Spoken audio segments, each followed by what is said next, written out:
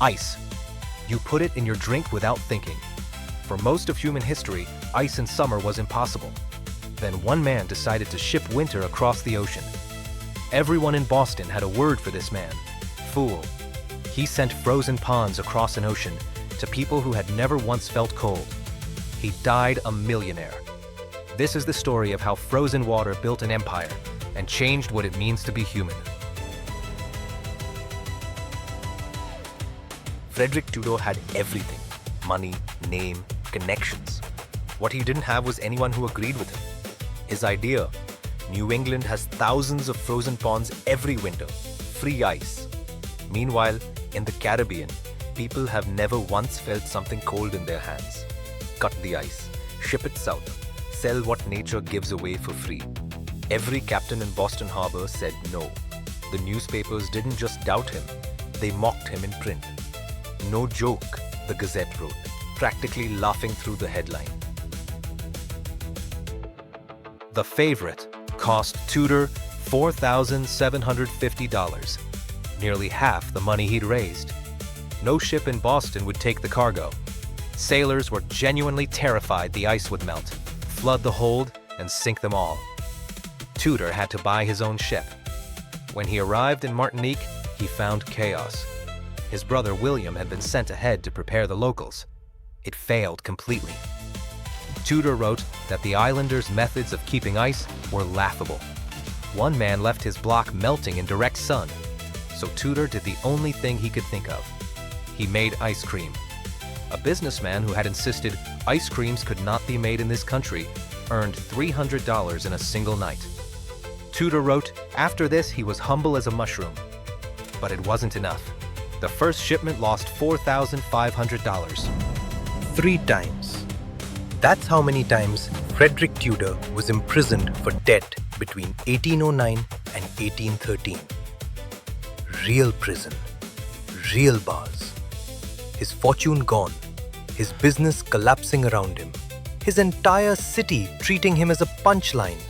Did you see? And in that cell, indeed. by candlelight, he wrote the Simply line dreadful. that would outlive every person who mocked him.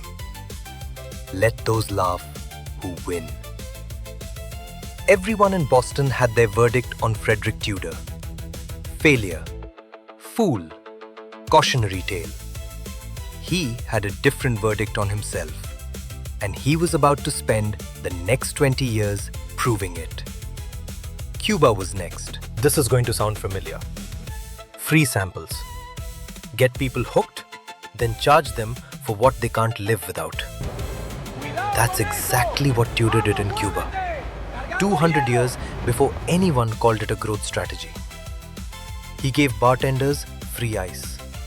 Taught them to make a crushed ice cocktail called the Smash.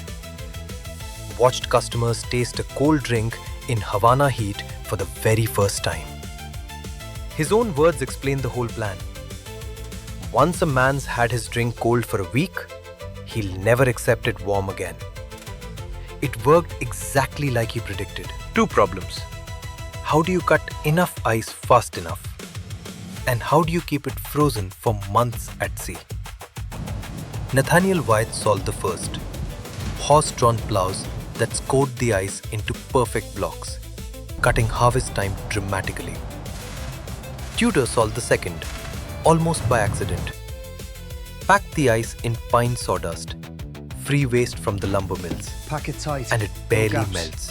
Aye. Store it Layer below by the layer. waterline, and the ocean itself acts as another layer of insulation. By the 1820s, 4 months of frozen cargo guaranteed, which meant one thing: nowhere on earth was too far anymore. Grown men wept over a block of ice. That's not an exaggeration. That's what witnesses in 1833 Calcutta reported when the brig Tuscany's, Tudor's shiphold, finally opened. To understand why? This ship had sailed 16,000 miles, crossed the equator twice, and spent 4 months at sea carrying 180 tons of New England ice. 80 tons melted along the way, but 100 tons, enough to matter, arrived still frozen, still solid, still cold. For British colonists suffering through Calcutta heat, that ice wasn't a luxury. It was proof that home wasn't as far away as it felt. Tudor built ice houses across Calcutta, Madras and Bombay. The Madras one is still there, now called the Vivekananda Rillam. By the end of the 19th century, ice had quietly rewritten daily life.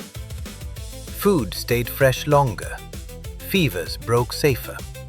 Henry David Thoreau watched Tudor's men cut blocks from his beloved Walden Pond and wrote about New England winter mingling with the sacred waters of the Ganges.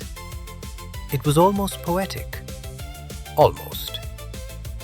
Because 5,000 men were breaking their backs on Lake Champlain alone to make that poetry possible. Work where a single fall through the ice could kill you. And in India, the poetry had a price too. Cold was for the British, not for the people whose land, labor, and heat built the entire system. Tudor didn't just sell ice. He sold comfort, and whether he meant to or not, decided exactly who got to have it. Tudor died in 1864, richer than he ever imagined. His empire didn't last much longer.